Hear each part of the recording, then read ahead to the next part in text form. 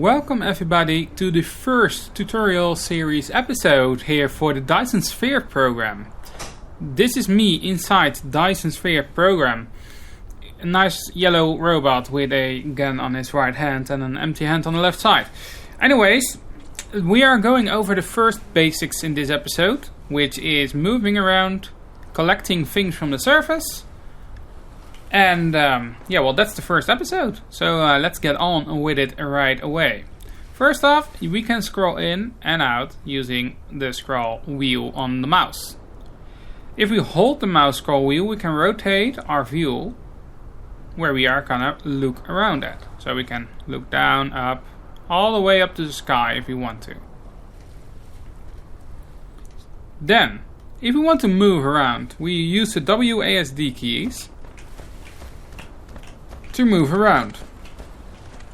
Very handy because you need to go different places. You can also move by right clicking the ground and your robot will move in a straight line towards your destination. The left button doesn't do anything special except for clicking up buildings like storage. These two are storage buildings, but we'll go over on in a later episode. First off, when you land on the planet you have nothing. Well, this is my save game, so if you take a look at the left button, you can see that there are buildings on this planet. This is my main survival game which I'm playing. If you like me to play a survival game on camera, just let me know down in the comments. But let's start with how to command your commander for collecting basic materials like stone, wood and leaves.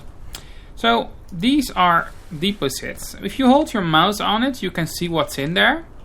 There is always a slight chance that it gives a little bit more. For example, this one gives titanium ore and this one gives stone. And so there are some more hard to see things, but they are there. And they can be pretty useful, so don't throw them away directly. In order to give a command to do something, right click when the yellow circle is surrounding the item where you're on.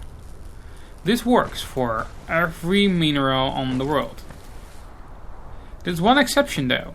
These are vines. A vine is basically the same thing as a mineral, but is way denser. In this case, this whole set of 21 stone vines contain over 600,000 stone to be collected. If you click this one, it will keep on collecting endlessly unless you click your movement keys or click somebody else where to walk to. You can command your commander multiple things at the same time. For example, if I hold my shift button on my keyboard and right click this one, my camera stays in motion and I can click multiple objects to let it dig down. When I release the shift button, the camera centers on the robot again and it's gonna go collect the stuff around. In this case, I can, for example, delete all these trees and stones here by just clicking. As soon as you give too much orders at the same time, it's gonna make a buzzer sound, which means you're basically over commanding your commander. So let's just wait and see what it's collecting. I can see that it's collecting silicon ore as well from the stone. Stone ore, titanium is he currently digging out. And we get some kimberlite ore as well. There are trees around, which gives logs. We have leaves that are also coming from the trees. On the left side you can see everything we are picking up. And as long as we keep on getting items within a certain amount of time, it keeps adding up to the same message. Otherwise it will create a new one. Great. Now we have collected a lot of stuff. Then we go to the craft window. Do not look at all the items that I have on my body. I will try to clean it out before the next episode. Anyways, these are different types of stuff. When you start off the game, you can just make a little bit of the items that are in this whole screen. This is almost everything you can make in this game. Currently, we are still in alpha. Well, early access to be exact. Anyways, this is iron, for example. And for that one, we need to find iron vines in order to get iron ore. Same for the copper one, you need copper vines for the copper ore. This screen over here allows you to craft the things you need to make buildings. The buildings will be for the next episode to explain, but in this case, if I want to craft, for example, those stone blocks with the stone I just collected, I can just change the amount I want to craft with one click. So in this case 10, and I click, it will make 10. On the top bar, you can see it in your waiting list to be made, and it's been put to my inventory on the left side. So in this case, if I multiple click it, you can see that the counter is going down on the circle here. This circle shows how much you can make before you run out of materials. If you make something that's made of more advanced materials, it will try to look out how much you can make with all the items you have, from the first tier to the tier you are making. So for example, if I take a look at this microchip over here, the processor, it requires 2 intermediate products, a circuit board and some components. These both have their own recipe. So as soon as I want to make something like here, I can make 2 of them. But if I take a look, I don't believe I have these components in my inventory. So these need to be made with the materials that I do have. In this case, purity silicon and copper. So it always takes a look deeper and deeper until it finds out how much you can make. So this is the basics of moving around, collecting base resources from the surface, and what the ore vines are. There's one last thing I want to show you in this episode.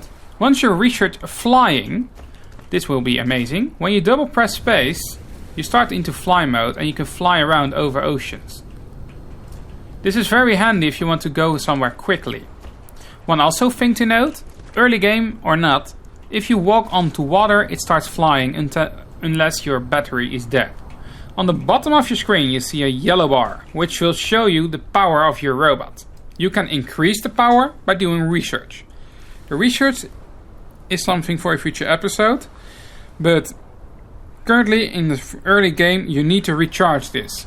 You can recharge it by clicking on the robot icon or the C on your keyboard. This will show you a fuel chamber, which can be upgraded by researching, and you can put leaves and trees and other types of fuel like coal or carbon, which is made from coal, into it. It will start recharging your suit beside the core power gen. The core power gen is basically how much your suit generates by itself, so you will never run out of juice. However, if you run out of juice, you need to wait a few seconds before you can do anything again. As soon as you run out of juice, you can still move around, but for example, your building robots will slow down extremely, and you start moving extremely slow, so you're not running anymore. You can also not fly, and crafting things will also be slowed down by a lot. So basically, everything will slow down as soon as your suit is out of power. These things are all upgradable during the game. So thank you for watching the basics. In the next episode we are gonna talk about researching and the basic of power. Thank you all for watching, see you on the next one. Good luck!